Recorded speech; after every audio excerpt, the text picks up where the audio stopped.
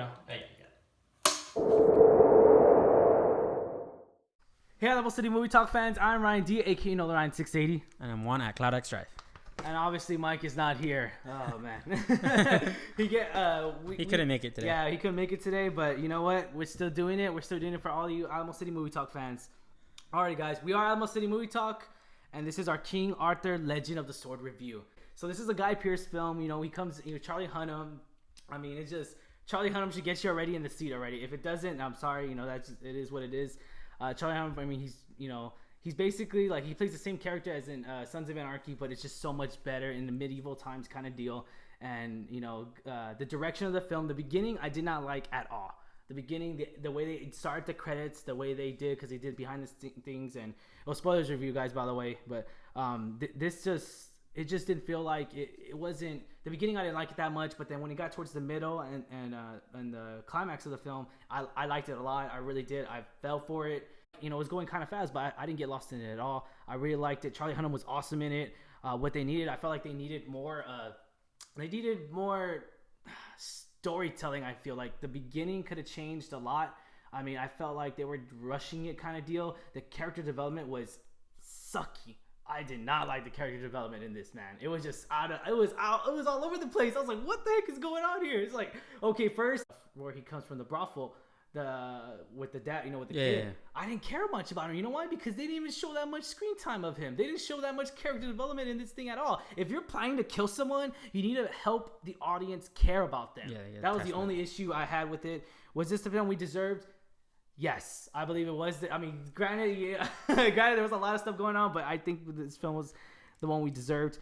Rate 1 out of 10. I'm gonna have to give this a 6. I'm gonna give this a 6. And what you think it's high? Okay, all right. I'm gonna give this a 6. Guardians a 7. I think give Guardians a 7. Oh, man. But I would recommend this film towards anyone that has that Game of Thrones vibe kind of deal, because that's what's going to get you sucked in. Obviously, because Game of Thrones is happening right now, it's going to get audience sucked into it no matter what. I mean, audiences are loving Game of Thrones, and it has that same vibe to it, except it's not as good, like Juan said. But we'll see. All right, Juan, what do you think?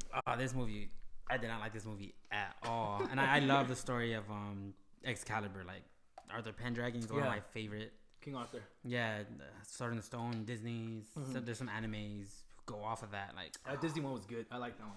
This movie was bad. Like, just the very first scene, it was bad. Like, and the story development, like the bad guy. Yeah. They never really show spoilers how the dad died. Yeah. That was a kind of nice twist. They did in the end. In the end. Yeah, in the end. In the beginning, the whole time you're wondering. The whole time I was wondering, like, where's his dad? It was bad. Like, no character development. Yeah. It was fast paced, not to the point where I would get lost. It was just like, this is like way too fast. Yeah. It's funny though. Entrance. It was funny. I liked it. It had 3 funny moments. I laughed 3 times. And it wasn't that bad. Well, at least you didn't laugh, because if you didn't laugh, it would have been worse. Then. Yeah. Okay. Yeah. I did not like this movie at all. For it being an Excalibur, I never saw the trailer. So when you told me like it's King Arthur, I was like, I'm gonna love it. Like, exactly. King Arthur, and this movie, it is not the film we deserve. Like, oh man, it was predictable. I didn't like that last part. I'm gonna agree with you on that. Very predictable. My rating for this movie, it's a 2. 2? A 2. This movie is probably the worst movie I've seen in a while. All year. This year. This year for sure. Oh my god. This might even go as far back as last year. This movie, I just did not enjoy it. I would not watch this movie again.